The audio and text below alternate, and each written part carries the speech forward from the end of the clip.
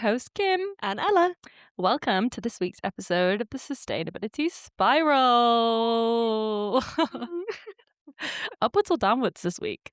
That sounded down. Whoa. Yeah, I feel like giving Debbie Downer. Oh, what a fun way to start the episode. Straight on in. Guys, public service announcement. Are you okay? It's going to get dark. Are you okay? What's been going on? Not a lot, really. It's just been a busy few weeks. We've had a bit of a break, which has been nice. We're feeling refreshed. I hope you missed us. We missed you. We did. I've missed this. I have missed this, to be fair. But yeah, I've just been like out and about, doing weddings, going on holiday. Oh, hard life. It's really hard being me. It's really actually quite difficult. That's fun. It's my birthday. HBD. Another year. 30. Whoa, I didn't age up that much. Ouch. Ouch. I'm still in my 20s, guys. Yeah, how you feeling? For 28, feeling great? Do you know what? 28 has really like hit me like a ton of bricks. In what way? I feel like, please, Careful. me, Careful. no one take this in any way. But I feel like mentally in my head, like when I was growing up, 28 always seemed like really old. It was a lie. And it always seemed like this point in my life where I'd like have my shit together. And I'm realizing obviously that it's not the case, but I'm like, oh my God, I'm like in my late 20s now. It like, feels chic. It's closing. A chapter is closing. A new 28 chic.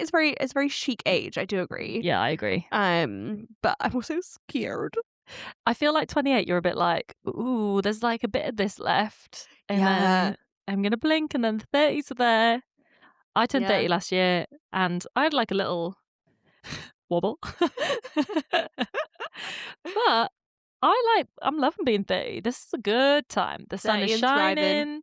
This decade is looking good, you know, and would I want to be back in my 20s? I actually don't think so. I feel like some parts of your 20s are like early 20s is like a dark time, like unhinged time in your life. So I'm glad to be out of that. And like, frontal lobe fully developed, check. Just about. I like to think fully, but okay. And we're just like ready to go. Also, you're saying you haven't got your life together. Girl, you have your life together. Thanks. The only way is up. Yeah, I do agree. Yeah. But here we are, late 20s. Yeah. What's it going to bring? Who knows? Podcast success, hopefully. Monetize again. Brand deal. Side hustle. Let's go.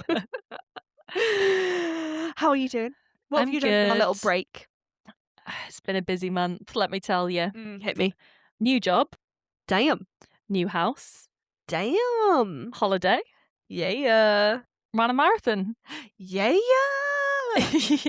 Yeah, fresh off not just any marathon, the London Marathon. TCS London Marathon. TCS, have you got to say that before? I think that's the official title. What does TCS stand for? It's like a consulting firm. I don't know. Didn't it used to be the Tata? Yeah, might still be the same. Maybe the T of TCS is Tata Consulting Group or something. Or Tata Consulting Services makes sense. Yeah. But I'm not sure. Anyway. So yeah, ran the marathon. Ella came and supported me, which was so nice. I used this app called Raleigh where you could get voice note, like your friends to do voice notes that would come through your headphones at each mile. And Ella recorded me one at mile 17 where she started singing the jingle to the podcast, which I was like, yes, live pod from the tracks.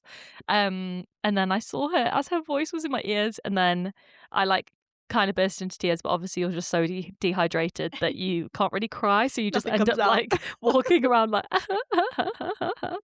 but yeah, did it, happy with how it went. I won't be doing that again. Do you know what a beautiful day.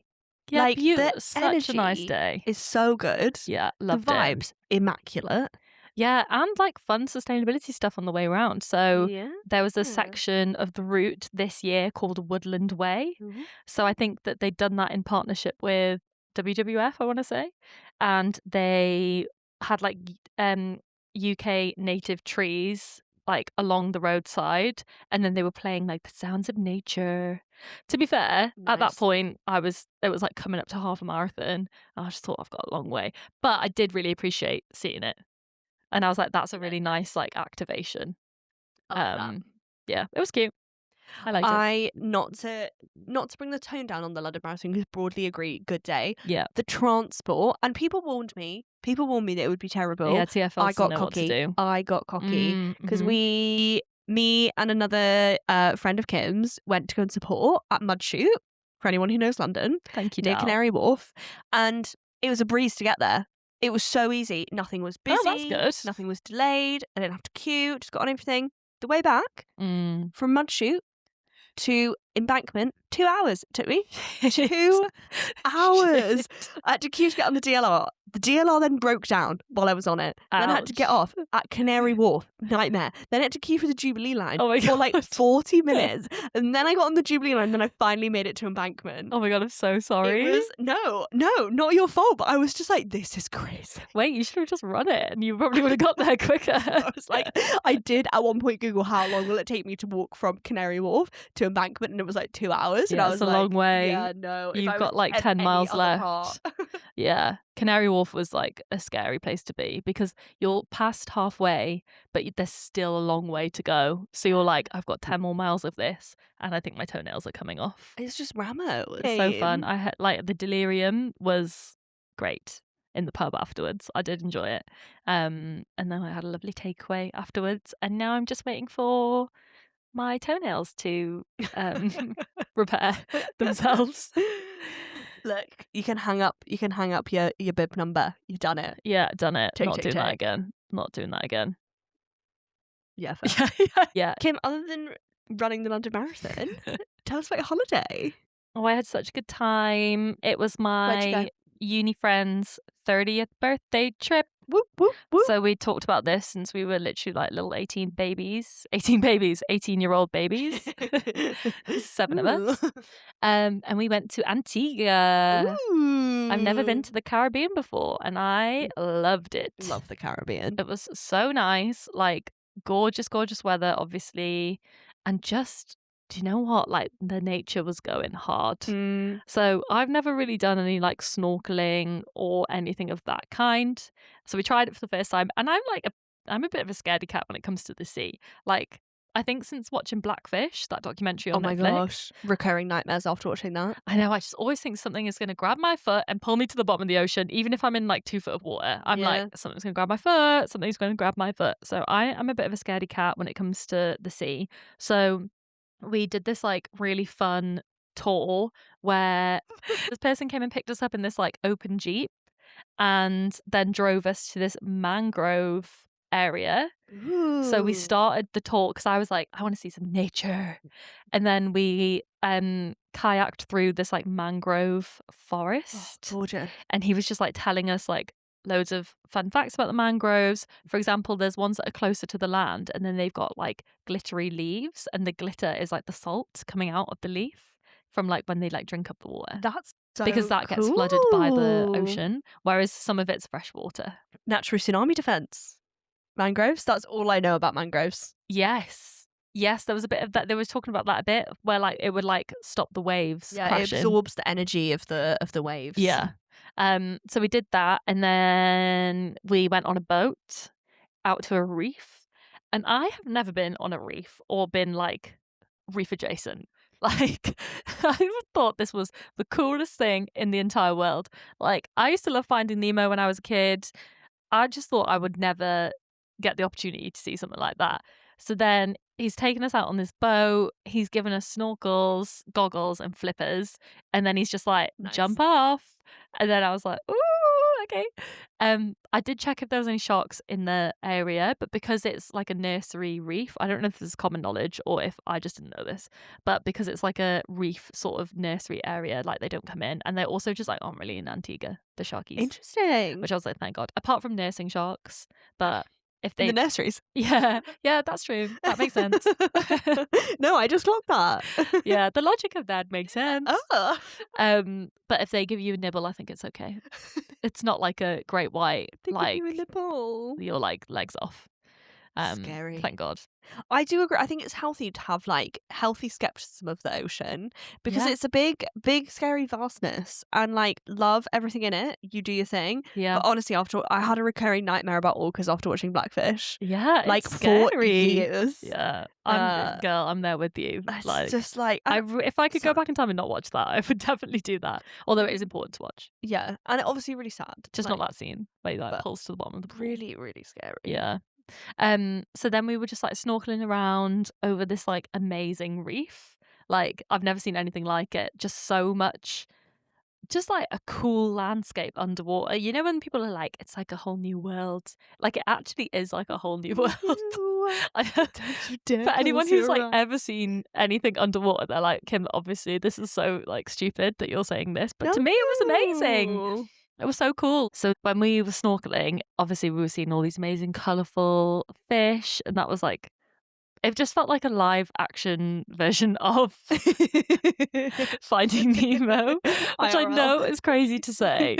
But I feel like I watched Finding Nemo so much when I was growing up, and I just saw like Dory, and we were seeing like the anemones. Is that the next like Disney live action remake? Yeah, You're just gonna go down and just make it? Yeah. You're gonna take a camera and remake Finding Nemo. You should do it. It's my director debut.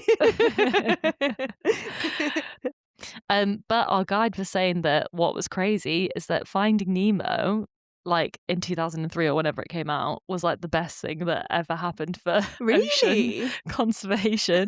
Like that was the thing that like progressed policy change the most. Wow. Because everyone obviously had like the emotional connection with like Nemo and Dory and Marlin. And then there was like loads of like policy change that came off the back of Finding Nemo. I guess we were probably too young to know that, but that's crazy. Yeah, and then it's all like really slowed down since. But like it's like the power of storytelling, isn't it? I know. And like the Oceans documentary that David Attenborough did with the bottom trawling, like Nemo, like Yeah. if you can like hook people on something like that and make them feel something, Yeah. you can do a lot. Yeah, or not hook them because we don't want to be fishing. Pun not intended. Which I just thought was amazing. Like, yeah, Disney going hard. But yeah, as I was saying, there was like a lot of, when I was down there, it was obviously amazing, but that I guess we saw a lot of like bleached coral, and that started me like down a little spiral. Here we go. And made me think of that report that came out a couple of years ago. I don't know if you remember when this came out, but I feel like for a week everyone was like, oh my God, coral bleaching is so bad. And then everyone forgot about it again. What was the report? So I think it was the IPCC.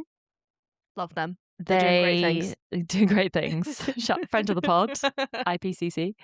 So the Intergovernmental Panel on Climate Change published this report, I think in like 2021, 2022, on bleaching. And they basically said coral reefs face a very high risk of near-term collapse and up to 99% loss of coral reefs globally at 2 degrees of warming. Oof. So I think that it did quite a lot at the time to like spur the movement towards 1.5 because they were like, do you remember there was a chart, and we can put it we can link it when we do a LinkedIn post or whatever, but it was like, these are the habitat losses at 1.5 and these are habitat losses at 2 degrees. Yeah. And coral reefs was like X%, and then in 2 degrees it was like 100%. Yeah. Yeah, like complete whiteout. Yeah. Which is crazy. Not good. So it made me start thinking about that, and I was like, yeah, I feel like there was a bit of momentum at that time, but then it kind of just started to like subside a bit. Yeah, I feel like it's not something you really hear about as much these days. Yeah. So then obviously as part of my spiral, I then looked into like the state of play of where we're at. So currently we are in the 4th global bleaching event. In history? Yeah, I think so. So that's from the National Oceanic and Atmospheric Administration, US. Interesting. NOAA, for sure. NOAA. Do you know them as NOAA? Yeah, I do. Well, I know them personally. I know Noah personally, actually. Yeah, we're good friends. Oh, I love that. No, we'd like used like Noah data when I was doing my masters for like modelling and stuff, I think. Wow, that's fun. Yeah, big good times. Big good times. Big good times. Well, they're saying that we're in big bad times. Yeah. For the 4th time. They don't think it's big good times. They think it's big bad times, and that we've been here 4 times. I think Again. I've seen this film before. And I didn't like the ending. Again, laugh or we've got to laugh or cry. Exactly. We just like humour to get through this. So NOAA have been saying that we are seeing bleaching confirmed in at least 60 countries, or like the waterways of 60 countries. 84% of the world's reefs are exposed to bleaching level heat at the moment, which is the largest ever. That's not like 84%. That's crazy. That is that is such a high number. That's crazy. The thing I often wonder though is, and obviously not that this is like a mitigating situation, but obviously if the current reefs are getting bleached because they're too hot, does it mean that there are going to be like other areas of the ocean that become like climatic niches for corals? So we'll see corals growing in different parts of the ocean. What, like the Arctic Circle? In extreme cases when we're all dead, it'll just be like coral all over the Arctic. But like, I don't know. Is it like, because I don't know enough about coral, I suppose, and like what its like niches are, because it's obviously like temperature, but also like depth of the water as well. I imagine it has to be like fairly shallow seas, that kind of thing. So I wonder if there are like places where the temperature wasn't quite right previously that will become like. What about Dogger Bank? The Great Dogger Bank Barrier Reef. Bank. It's such an opportunity for the UK. You know how they're like, Ed, get on it! Get on it! The two positives about climate change for the UK: vineyards. Facts. Great Dogger Bank. Kim's house in Newcastle on the beach. Yeah, my house in Newcastle on the beach. And then the third one. And then the third one would be Great Dogger Bank Barrier Reef, which we could operate tour companies to. Sustainably and responsibly. Geordie dives. Geordie snorkeling. Okay. Wow. That's an upward spiral. Here. We're about to get absolutely bashed by like actual oceanographers who actually know what they're talking about. And we're like, put a reef there. Put a reef. You get a reef. You get a reef. Everybody gets a reef. Oh my gosh. Oh. Yeah. Okay. So it's not looking good. I don't know about what hotspots like the rising of the temperature for other areas would do, but I don't know. Let's look into that. Something to think about. We can come back. It is particularly bad this year because of being in El Nino. I love an El Nino. Nino. Can you explain this a bit better? Because I kind of get it, but I think you know it. You're a geography person. Oh, this is like delving into like the depths of my brain, and I can't do that. I can't do El Nino off the cuff. Okay, but it's fine. to do with like ocean air currents. What is it? El Nino and La Nina. So it's like in Spanish, it's the boy and the girl. I don't know why they're called that, but okay, that's what it stands for. Nice. But at the moment, we're in the hotter one, which is El Nino. Nino, yeah. Yeah. So that's why ocean bleaching is particularly bad at the moment, because the ocean is just generally hotter. And also because of like extreme warming events are more frequent. There's also not as much recovery time because the coral can recover, but because they're just being like hammered with like heat, the bleaching is more persistent. So yeah, those were some of my spirals. But then, as we like to do on the pod, is have a little upward spiral. Whoop, whoop. So I then started to look into some of the solutions, and this is what we saw when we were out there. So while we were snorkeling, we saw a lot of like wire frames in the sea. And so I went away and looked at it, and it's essentially called a biohack frame. That's such a good name. Yeah, isn't it? And I guess it's like, it kind of looks like a climbing frame. Okay. How big are they? Like 2 to 3 meters. Okay, so quite in big. height, I would say. Yeah. But in quite shallow-ish water. Yeah. Like obviously on the reef. But these biohack frames that kind of look like climbing frames have got lots of like nursery coral on them. So they're installed in places where the coral's a bit more depleted, and with the hope that will help to like regenerate the ecosystem and like support new life within the ecosystem. So that's really cool. And there's a really interesting company or organization, that does a lot of biohack frame installation called Coral Vita.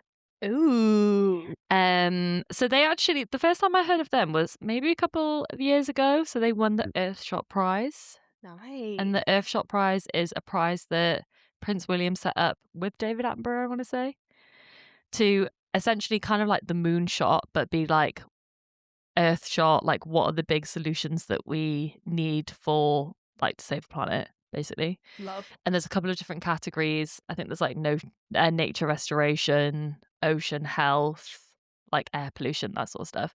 And Coral Vita won the Earthshot Prize a couple of years ago, and you get like £1 million worth of funding from Prince William, and also just like loads of exposure. Yeah. And like might get to meet Kylie. She was there in COP30 with the Earthshot Prize. Minogue. Yeah. What? I know. I thought random, but love it. What? I don't know. I was as perplexed as you are. That's fun. At the gala or whatever, where they like announced the winners, it was like Prince William on the red carpet and Kylie Minogue. Love that. I love that too. Love Kylie. Shout out Kylie. Do you know what? Her business of Kylie Minogue wine is probably very vulnerable to climate change, so she wants to be part of the solution. But Coral Vita do this really interesting thing where they grow coral in land-based farms, and then they transplant that onto degraded reefs. So they almost grow it separately. I've seen videos of them doing it on LinkedIn, and it's kind of like in a very shallow bath, like a warm, shallow bath. They will like start to grow little bits of coral on land. Yeah. And then transport it onto the biohack frame. Oh, wow. And then plant it in.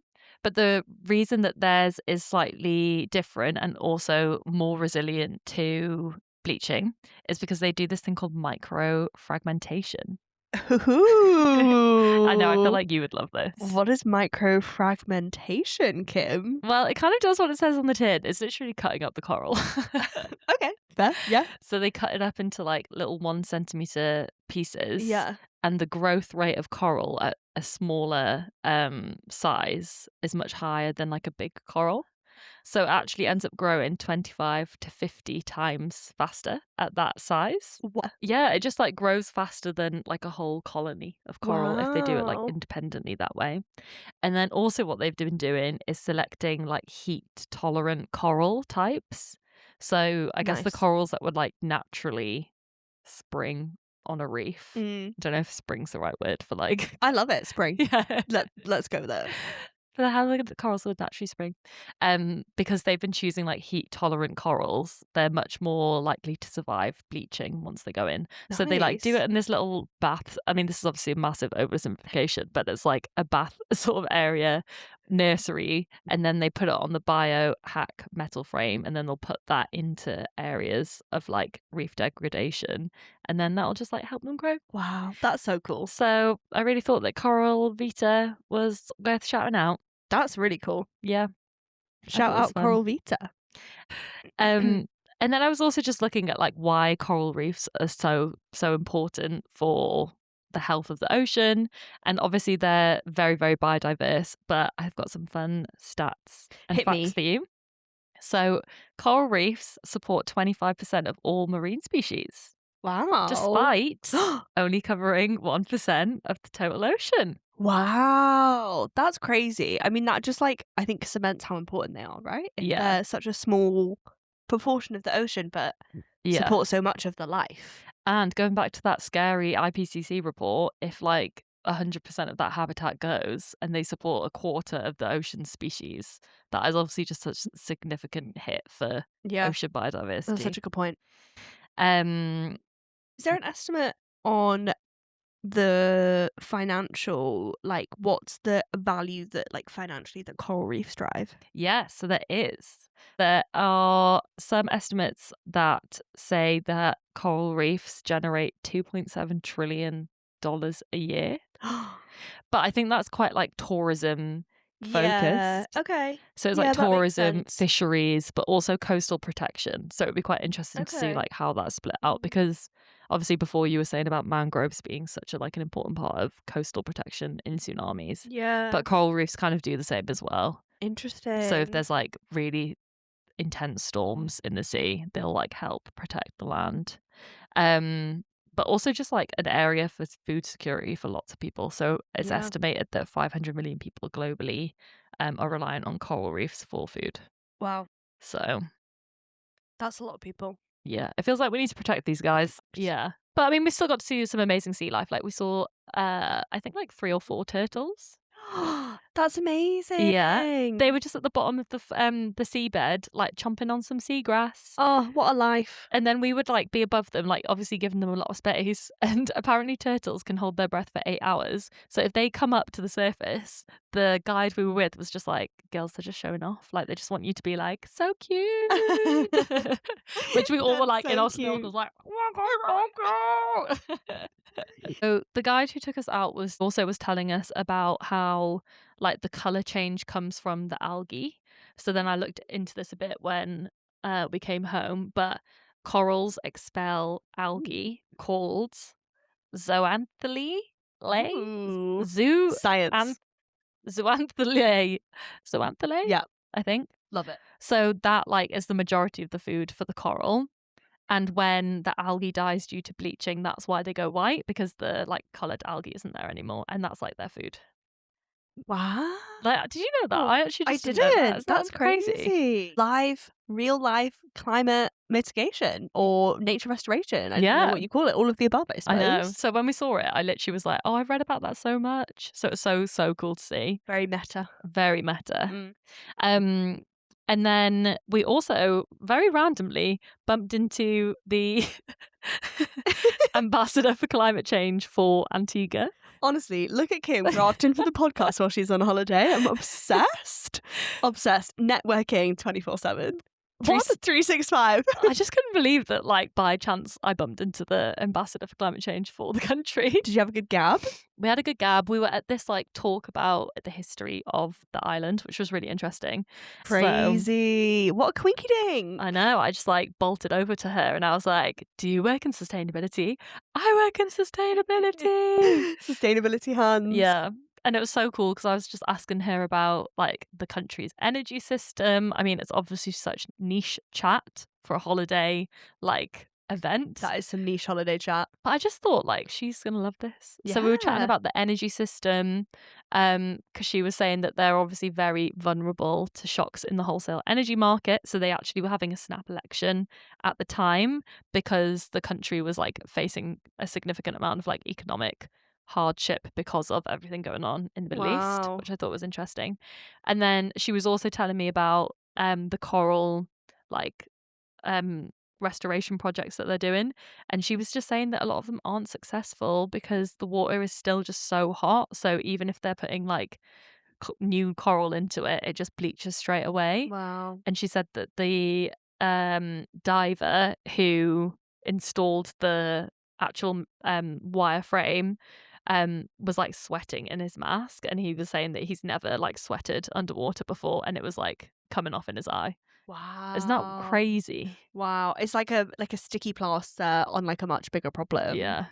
Oh, that's really sad. I know, it is really sad. But like, what a cool person to just like happen across and have a conversation about all of these amazing things that are happening in Antigua. Friend of the pod, hopefully. Friend of the pod, hope you're listening. Maybe one day on the pod. Ooh, manifest. One day. But yeah, it was amazing. It was like obviously quite sad to see some of the like impacts of rising ocean temperatures. But the upward spiral, I guess, with all of that is that there are a lot of organizations out there trying to rectify that problem. Which is good. Love. Yeah.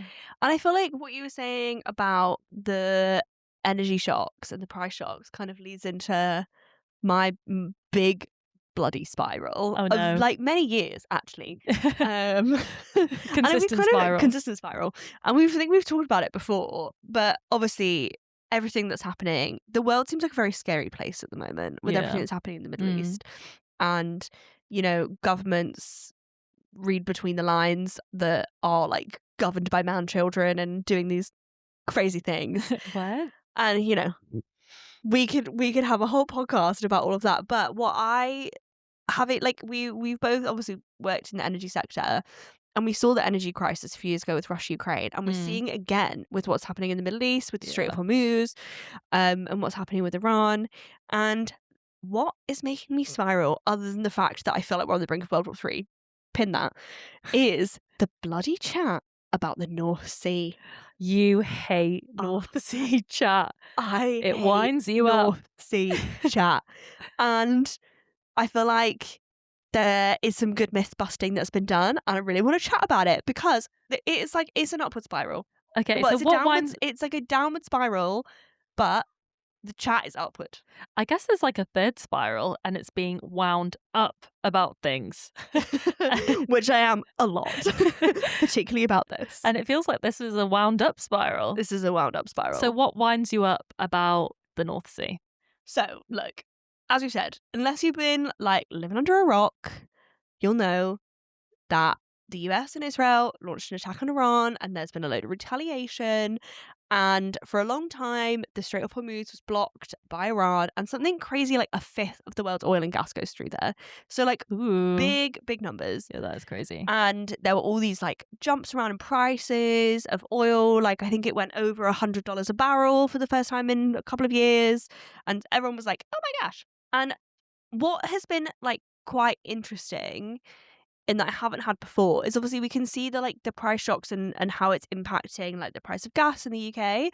But in my job at the moment, I now work with like an international team, so I'm getting all these kind of impacts from different countries, and you see on social media as well. But a lot of my team work in India, and there was a massive liquid natural gas shortage in India because of what was happening, to the point where like restaurants were closing because they couldn't cook any food. Oh yeah, weren't you saying there was like a mandated shutdown? In Sri Lanka, they declared every Wednesday a national holiday so that businesses shut down, so they were using less energy. And in Australia, I was seeing as well that they made all public transport free for a month so people would stop using their cars. What? Yeah. So like all these crazy things were happening, and it just highlights our dependency on a fossil fuel energy system that is controlled by a handful of countries, limited regions, on a dwindling source of energy that is finite. We say it all the time. The end. Fossil fuels are finite, guys. Podcast done. I heard a really fun quote that you'll like the other day that was like, I'm probably going to really butcher this, but it was like 100% of the sun's solar power doesn't go through the Strait of Hormuz. Do you know what I mean? Wait, no, I probably said that right. But like solar power is always coming down, and we don't need to like be constrained by logistics that can be vulnerable to geopolitical tensions. This is the energy revolution. Yeah, I feel like I did really butcher that quote. No, I loved it. 100% of the sun's energy doesn't go through the Strait of Hormuz. Yeah, get that on a t-shirt. Amen. Let's make some merch.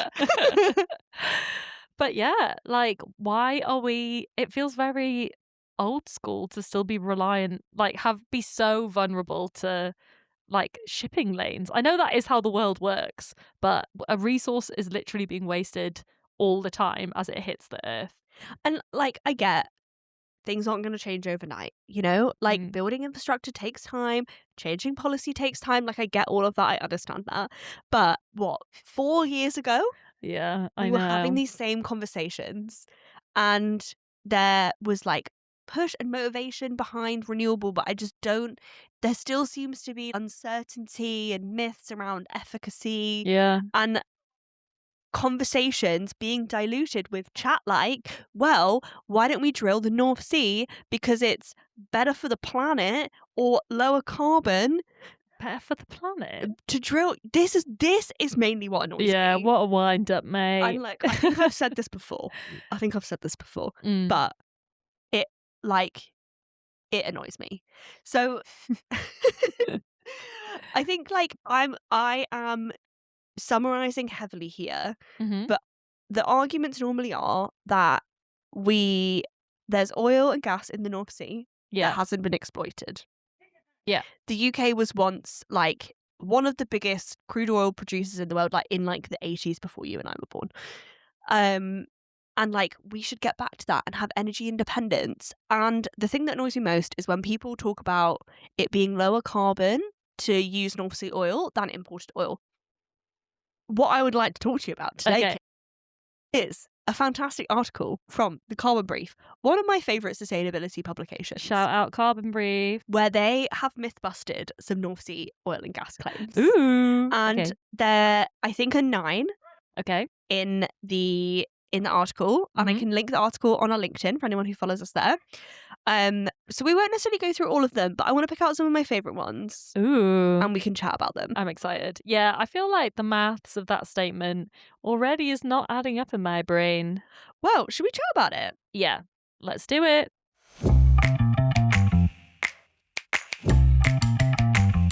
Myth bust number 1.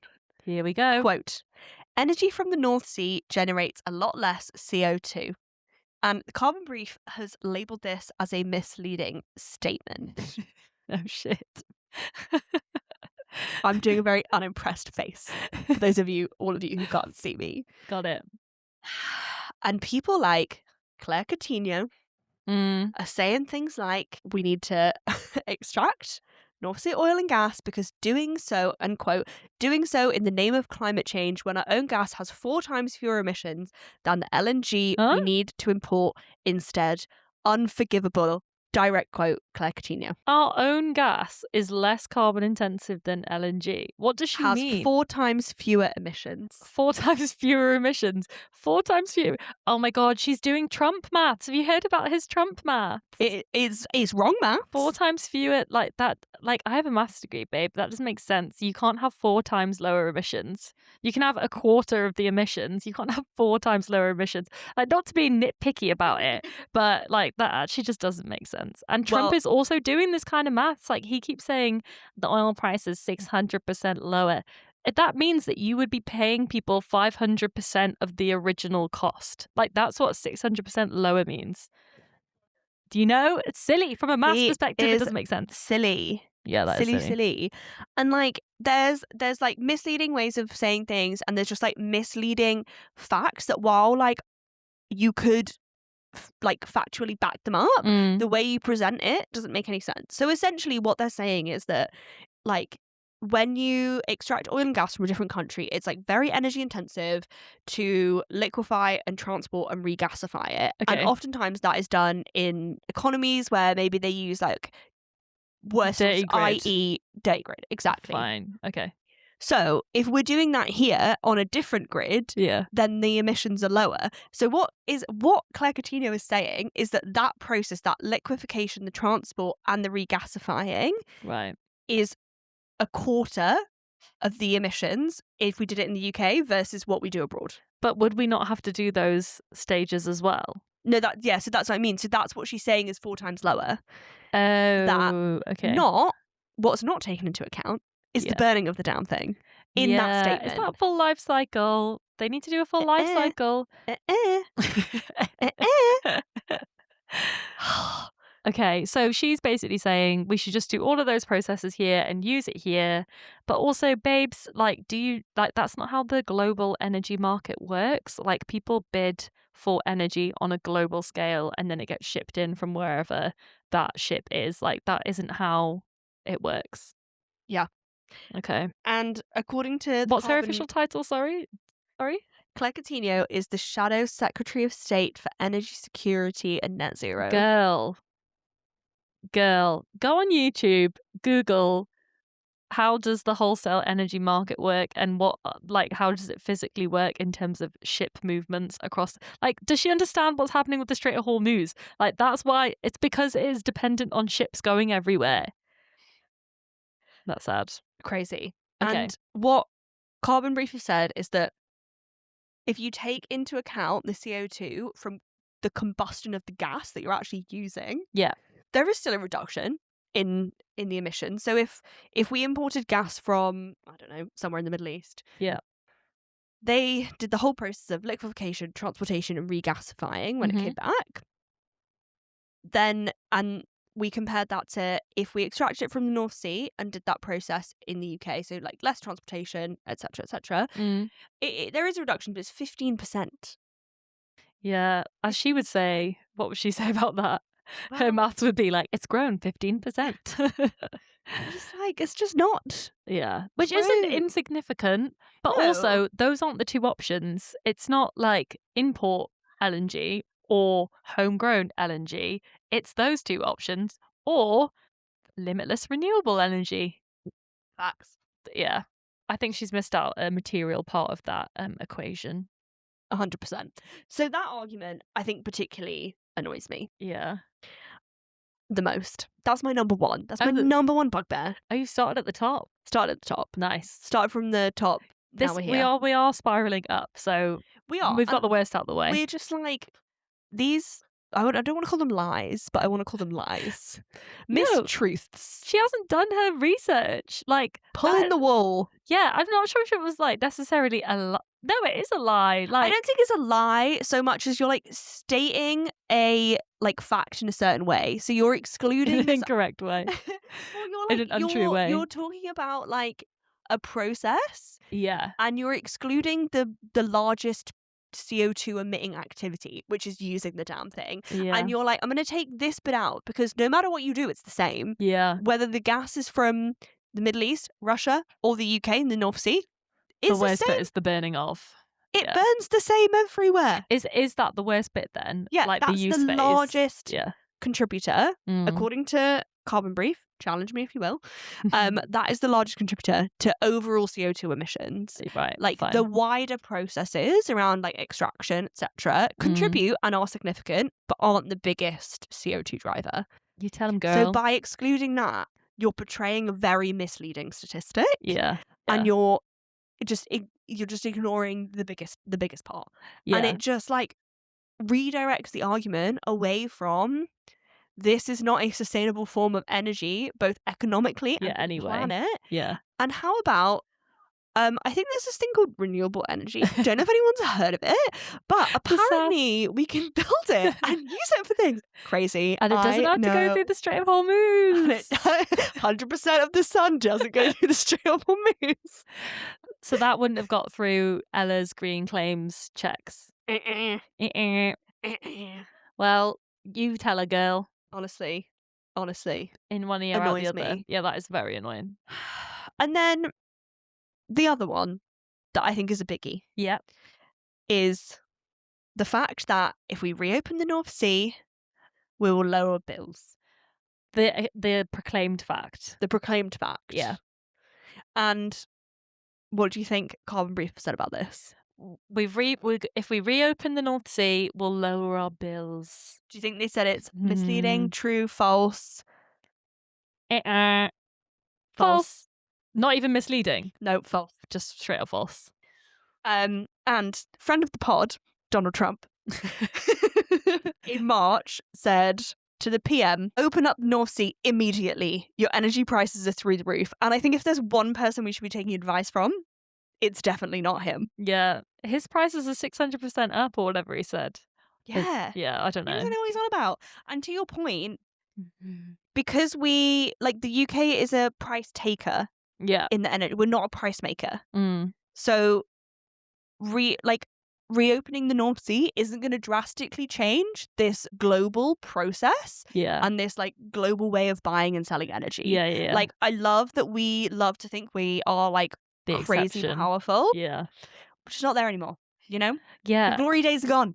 I think just as like a TLDR of the energy system, like we aren't energy traders by any means, but nope. It's a global energy market. So the price of electricity and gas is set globally, and then that's how it's traded.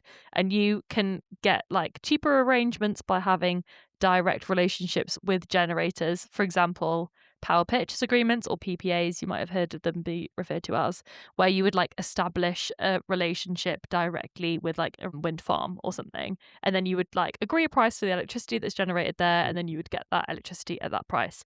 But the majority of like energy trading is done on the wholesale energy market, which is a global market, which is very vulnerable to these kind of geopolitical shocks. And that's kind of where we're seeing the majority of the impact come from.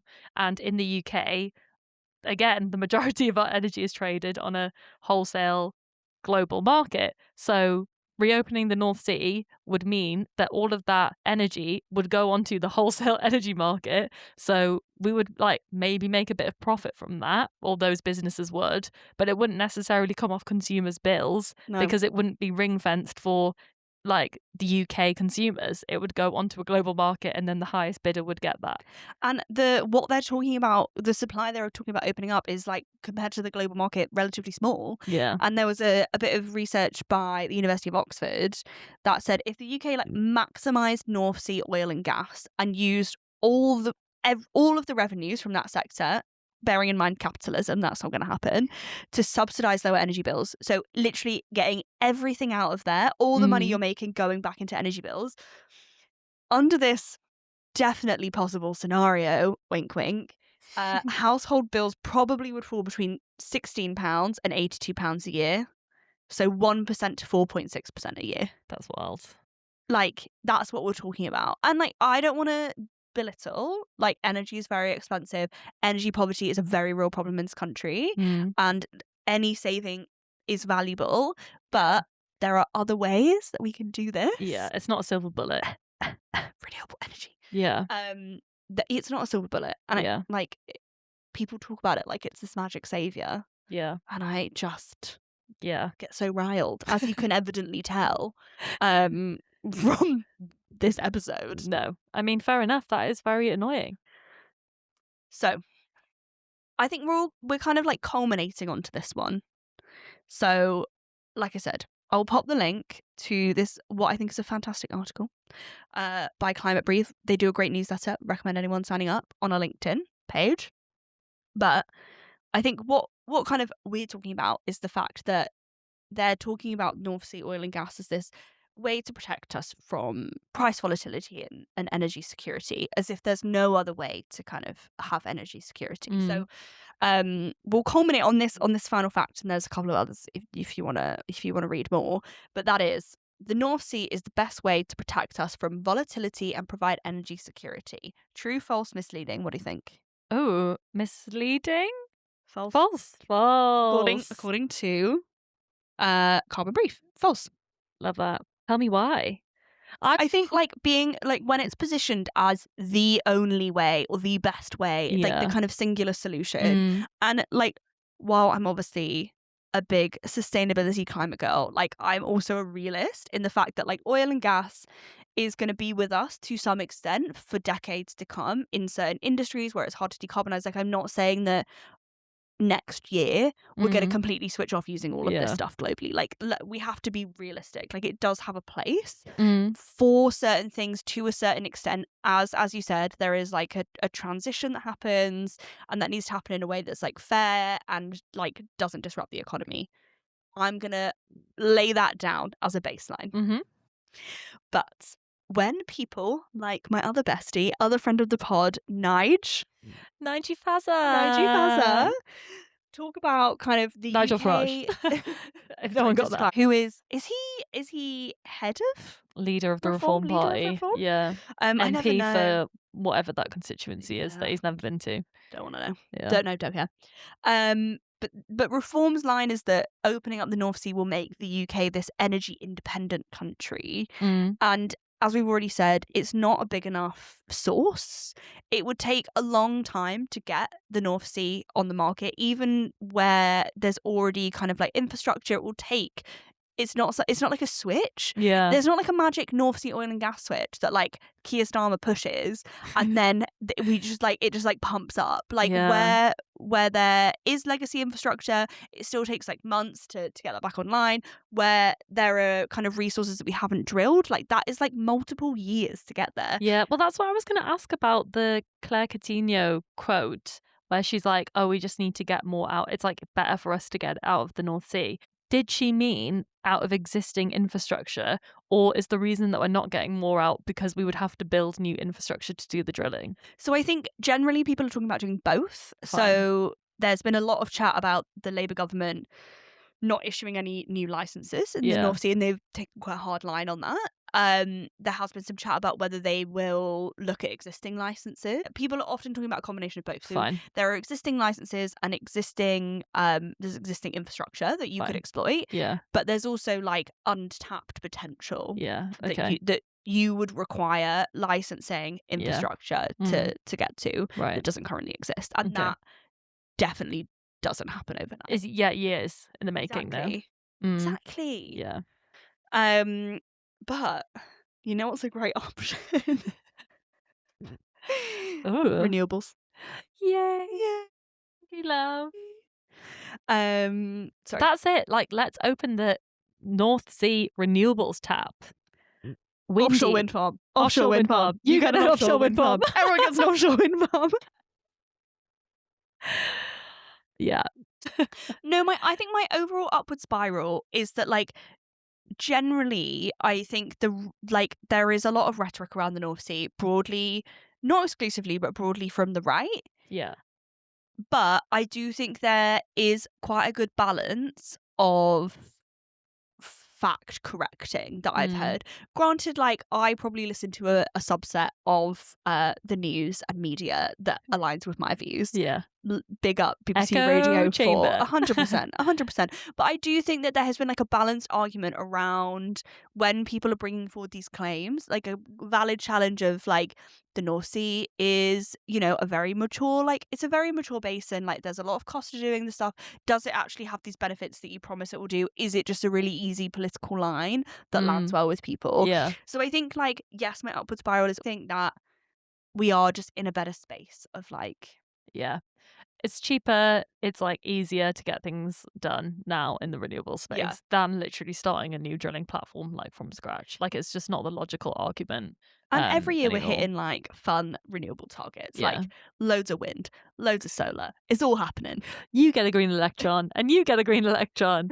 Everyone gets a green electron. Wind turbine over there, solar panel over there. We love to see it. We love to see it. And I love when I see those big old wind turbines out at sea, on the land. Yeah. Gorgeous. I'm an IMBY. Yeah. In my backyard. Get it in. A YIMBY. Yes, in my backyard. YIMBY. Yeah. Have we just made that up? YIMBY. I like YIMBY. We're starting. That's our next, that can be what our merch brand is called. YIMBY. I love that. So okay. I think, definitely, like, I feel like a good balanced debate happening. But if I hear one more person, I'm looking at Greg Jackson, say that we should drill the North Sea. Rogue from him. I know. Yeah. Greg Jackson's the CEO of Octopus. No shade to Octopus, great company, doing great things. But if I hear one more person in that position saying these things, I'm going to flip. Yeah. I'm going to flip. And also, guys, why do you think China has built out such high renewable capacity? They've thought it through. Yeah. And okay. Anyway. So do you feel good? I feel good. I also feel good for two reasons. One, because we've kind of picked it back up. And two, because I feel like I've just vented. Yeah. And that's felt very good. Cathartic. Yeah, it really is quite cathartic. And that's why I love chatting to you, hanging out with you, and doing this podcast with you. Always, baby girl. I feel good too. I feel like the myth-busting exercise that we just did has cleansed things in my soul, which makes me feel good. I love a carbon brief fact check. They do such a good job. Yeah, they in like very digestible language. So shout out to them. Shout out. Love them. Okay, cool. Well, we will be back next week. Thank you so much if you made it to the end of the pod. I hope you enjoyed chatting with us about all things ocean. And let us know if there are any topics you're spiraling about, because we want to hear what your spirals are and we can talk about them. And thanks always for listening. Like, subscribe, give us a 5-star review. All of insert things podcasters are meant to say. Thanks always for listening. We'll see you next time. Thanks, guys. See you next week. Bye.